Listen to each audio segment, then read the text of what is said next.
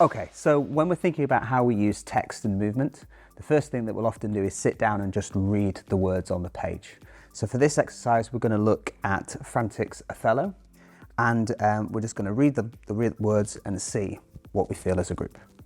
At the pool table. What, man? 'Tis a night of revels. It dislikes me, but I'll do it. Cassio drunk sequence, including pool cue boys routine. Well, God's above all, and there be souls must be saved, and then be souls must not. Okay, so having read that, what do we think? What sort of jumps out to us? What springs to my mind is that there's really clear sections to everything, right? And there's a really clear progression to the night that they're having. So I know these routines, they clearly indicate some sort of possibly like a passage of time, right? And I think that that's kind of up to us that's up for grabs, how long it passes, or if some are this sort of naturalistic passing in time. I think some of them aren't, because he has to get really drunk by the end of it, doesn't he? Cassio goes from being stone cold sober to extremely drunk in less than a page. There's two key things story-wise for me, and that's absolutely the journey that Cassio makes from the beginning of the scene to the end, over whatever time period that is. And then making sure that, however physically we do that, we make sure that there's room for a beat where we can see the plot between Iago and Rodrigo, because that's really, really key. The stage directions that are there suggest some of the movement. Cassio wanting to leave, being pulled back, drinking happens, some philosophy around the order of the world. We've got more drinking that happens. Cassio trying to prove he's not drunk. Iago making Rodrigo start a fight, Rodrigo not wanting to, Iago insisting, there being a fight, Cassio brutalizing him, and then Iago stopping the fight. That's the story. And in that, we haven't talked about what any of the characters' objectives are yet. If you're an actor approaching this scene, you might have a super objective, which is what you want. Now for Iago, his objective is to get Cassio fired, I think. And the way he's going to do that is get him drunk, start a fight, and then shame him in front of the Othello, who comes in later on and sees Cassio drunk. So his plan actually works out quite well in this. What do you think Cassio's objective might be? I think he's trying to save face with Iago, which is why he drinks. I think he's trying to save face with the fact that he's getting drunk and he's a bit uncomfortable about it. And then when he starts to lose control, he feels he's been disrespected, and his response is disproportionate because of the drink. It could even be, I want to go back to work. That could be the objective. So I'm going to drink because, all right, then they'll be finished with me and then I'll be able to go and do the thing I was doing before. And then he forgets what his thing was because he's been drinking. But that's in there as well. Okay, it dislikes me, but I'll do it for a bit, and then, you know, that could be an energy in there. That's a choice as well. What do we think for Rodrigo? I think Rodrigo's sort of super objective is Desdemona. Yeah. And that's why he allows Iago to persuade him to do things he doesn't want to do. If you get Cassio fired and sent away, you'll be there to be the shoulder to cry on for Desdemona. So I think that's maybe your objective. So we're going to look at putting some movement into this sequence now, and we're going to think about an exercise that myself and Paolo created on a residency in New York.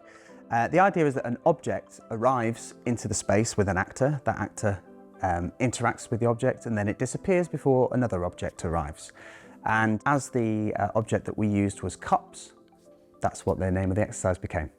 Now the idea of this cups exercise is that one at a time, the actors on the outside of the space are going to come in, they're going to find an interesting way of introducing the cup.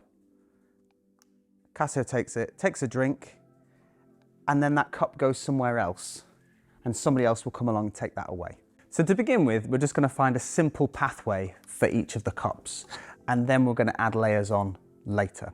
So the first thing we're going to do is just find a little string of material, really simple. Each thing is about one cup appearing, Felipe taking it, and it disappearing. And we're just going to do that to begin with. We're going to do 8.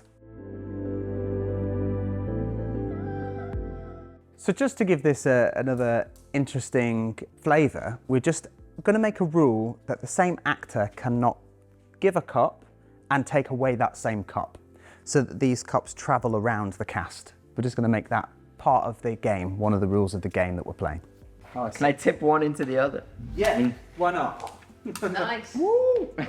We've got one really simple string of material. So that's our first building block. When we're thinking about building blocks, we want to keep them all simple and we want to change basically one thing at a time so that we don't overload our company. The thing we might change next is perhaps thinking about Felipe choosing not to take the cup and how that might change it. So we might choose some moments where he refuses and then it either gets forced on him or he gives up and takes it, or an actor actually pours the drink into his mouth. So we might just go through the sequence and find where those moments might be. So the next building block might be to find 2 moments where Felipe tries to leave. So the next building block we're going to think about is character in this sequence of movement. So how do we individually as actors think about our characters and how they move and interact with Cassio, who's being given the drinks, and how Cassio himself interacts with the people that are giving him the cups.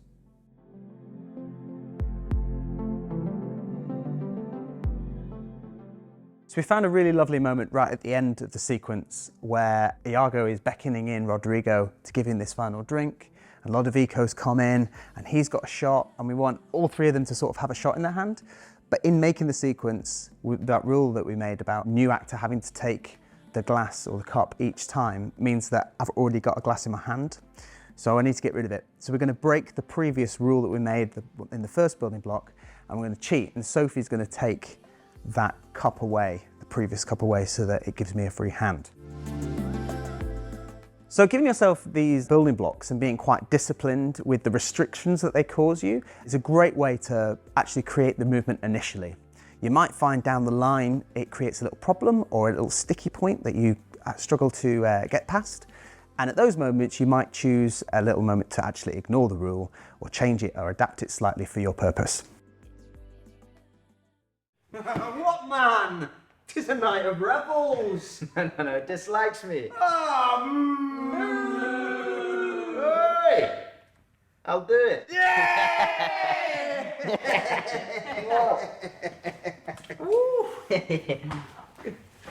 Oh no. Right. Oh, God, no, Rodrigo. What?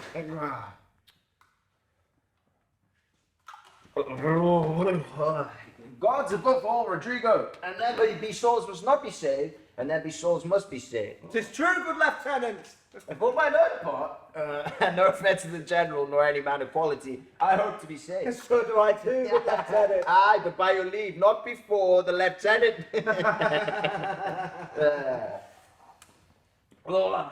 Gentlemen, do not think that I'm drunk.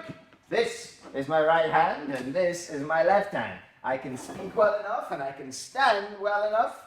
I am not drunk. So when we're thinking about using text and movement, every scene is different. There'll be moments when we want to use just text and just the actors speaking. There'll be moments when we don't need any words at all and the physicality does all the story for us. And there'll be moments when we want to combine the two. And we're just going to explore that now.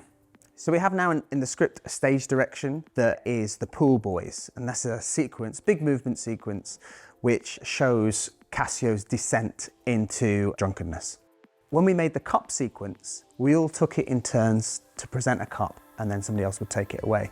We're going to use that same order to now make different offers. That might still be a cup giving him a shot, or it might be a lift, or it might be a way of moving him through the space so that this experience of him getting more and more drunk starts to travel. We're going to think about the quality of the movement with our final building block now, which is to think about our characters and where they are in the story.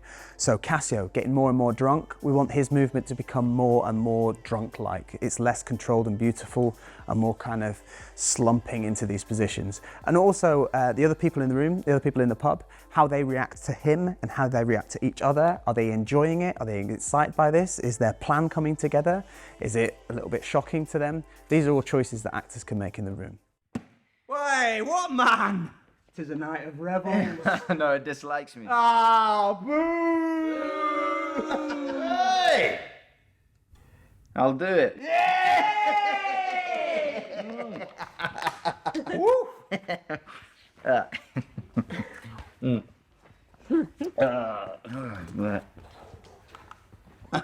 Right.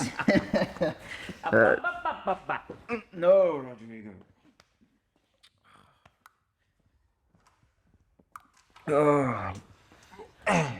Gods above all, and there be souls must be saved, and there be souls must not be saved. That's true, Lieutenant.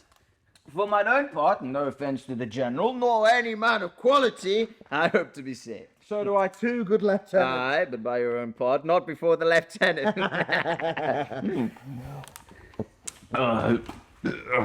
Right. Yep. Oh, God.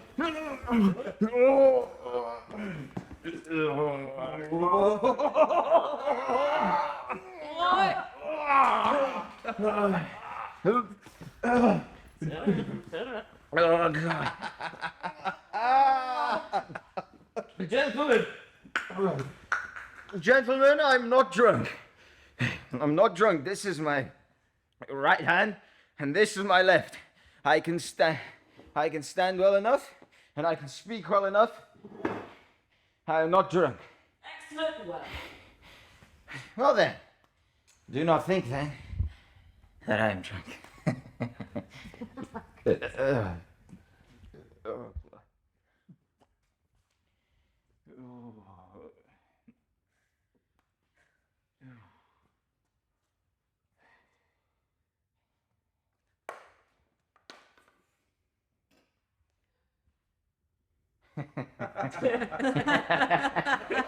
Gosh, well, Lieutenant, hold!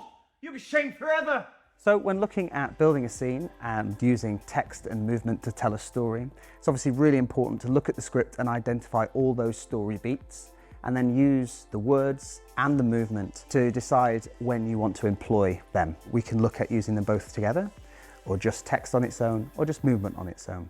We use the building blocks to create the choreography and layer up as we go, so we're not just overloading a company with a complicated set of instructions. And using the building blocks, we can then choose to adapt the rules or change them or simplify so we can build something interesting as we go.